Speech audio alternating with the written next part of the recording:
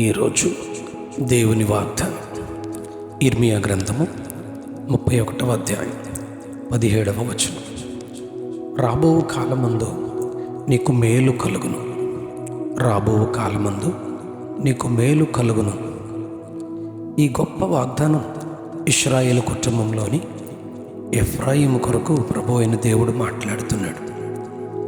ప్రవక్త అయిన ఇర్మియా ప్రవచిస్తూ దేవుని ప్రజ అయిన ఇశ్రాయేలు యెరూషలేము నుండి బబులోనుకు చెరగొని పోయిన వారి కొరకు 29వ అధ్యాయం ఇర్మియా 20వ వచనంలో ప్రవచిస్తూ ఎఫ్రాయిము కొరకు ఈ 31వ అధ్యాయంలో ఎంతో స్పష్టముగా 31వ అధ్యాయం 3వ వచనంలో శాశ్వతమైన ప్రేమతో నేను నిన్ను ప్రేమించుచున్నాను గనుక విడువక నీ ఎడల కృప చూపుతున్నానని మాట్లాడుతూ ప్రభు ఎఫ్రాయిము తన తప్పిదాన్ని గుర్తించి దేవుని యొద్ద అంగలార్చుచు తొడచరుచుకొని నేను తిరిగిన తరువాత పశ్చాత్తాపపడితిని అని బాల్యకాలమందు కలిగిన నిందను నేను అవమానము నుండి సిగ్గుపడితినని చెప్పుచు దేవుని క్షమాపణను వేడుకున్నట్లు 31వ అధ్యాయం ఇర్మియా 19వ వచనంలో రాయబడింది. కనుకనే దేవుడు ఈ 31వ అధ్యాయం 16వ వచనంలో ఏడవక ఊరుకొనుము, కన్నీళ్లు విడుచుట మానుము, నీ క్రియ సఫలమై జనులు శత్రువుని దేశంలో నుండి తిరిగి వచ్చేదరని యెహోవా చెప్తా ఉన్నాడు. ఇలాగున పెళ్ళగించుటకు, విరగొట్టుటకు, పడద్రోయుటకు, నాశనము చేయుటకు, హింసించుటకు నేను ఎలాగూ కనిపెట్టానో అలాగే ఎఫ్రాయిమును స్థాపించుటకు, నాటుటకు కనిపెట్టుతున్నాను అని గొప్ప వాగ్దానం చేస్తూ ఉన్నాడు ఆయన. రాబో కాలమందు నీకు మేలు కలుగునని ప్రభు వాగ్దానం ఇస్తూ ఉన్నాడు.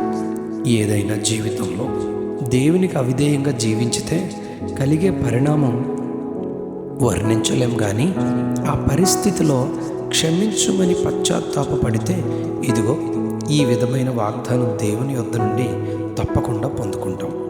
ఒకసారి దానియేలు గ్రంథంలో బబులోను రాజైన నెబుకద్నెజరును చూస్తే దేవుడిచ్చిన గొప్ప అధికారాన్ని అనుభవిస్తూ ఎంతో తిరుగుబాటు చేస్తూ దానియేలు గ్రంథం 4వ అధ్యాయం 29-30 వచనాల్లో ఈ మహావిశాల పట్టణం నా బలాధికారము, నా ప్రభావ ఘనతను కనుపరచుటకై నా రాజధాని నగరముగా నేను కట్టించినది కాదా అని తనలో తాను అనుకున్నట్లు చూస్తాం. ఆ సమయంలోనే ఆకాశము నుండి ఒక శబ్దము నెబుకద్నెజరుకు ఇలా ప్రకటించబడింది. నీ రాజ్యం నీ యొద్ద నుండి తొలగిపోయింది అని ప్రకటిస్తూ ఆ గడియలోనే నెబుకద్నెజరు పశువు వంటి మనస్సు వచ్చి మనుష్యులు తమ మధ్యలో నుండి తరిమేస్తారు. దానియేలు గ్రంథం 4వ అధ్యాయం 34వ వచనంలో కన్నులు ఆకాశం వైపు ఎత్తి దేవునికి ప్రార్థించుచు స్తుతించి దేవుని మహిమపరచుట ప్రారంభించినప్పుడు మరలా దేవుడు తన మొదటి స్థితిని, స్థానాన్ని, రాజ్యాన్ని దేవుడు అప్పగించినట్లు దానియేలు గ్రంథం 4వ అధ్యాయం 36వ వచనంలో మనం చదువుతాం. అలాగే లూకా రాసిన సువార్త 15వ అధ్యాయం 13-17 వచనాల్లో చిన్న కుమారుడు కూడా తన ఆస్తి తండ్రి యొద్ద తీసుకుని వెళ్ళి దుర్వ్యాపారం వలన పాడు చేస్తాడు.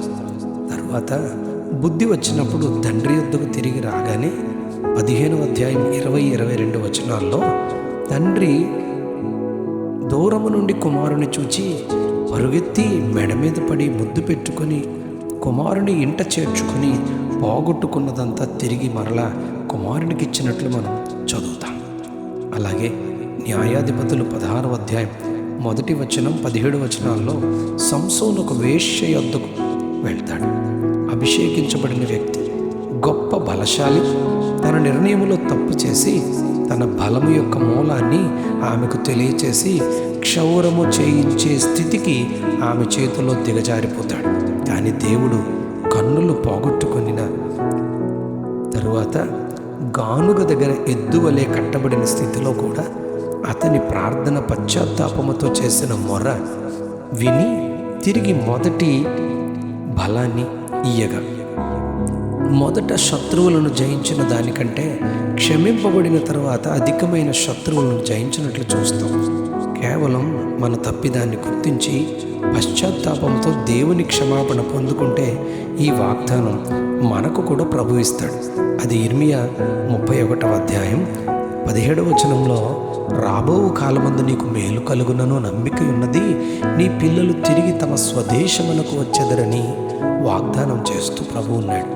ఈ కృపను మనమును పొందుకొనుటకు తిరిగి వచ్చి పశ్చాత్తాపపడి దీవింపబడి మేలు పొందుదుము గాక. Amen, amen.